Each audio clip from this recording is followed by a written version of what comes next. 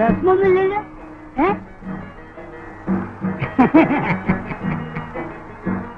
എന്താണ് മോനെ നിങ്ങൾ നാട്ടിലെ ചൂട്? സഹിക്കാൻ കഴിയില്ല. അവമാണ് മനവും മണ്ണും കൈമോശം വരാതെ കഥാണത്തോടെ പൊരുതി നീങ്ങാൻ. നമ്മൾ ഈ നാട്ടിലെ സമരം തീരൂല ഡ്രൈവറെ.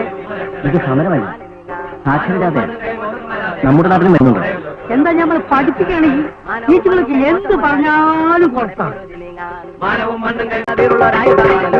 കുവൈറ്റ് പോയാലും നമ്മളെ കേരളം തന്നെയാ. ചില കാര്യങ്ങളൊക്കെ ഒഴിച്ചു നിർത്തിയാൽ അതെ വിടണോ? ഇന്ന് ആരെ കണ്ട അന്ന് മുട്ടേ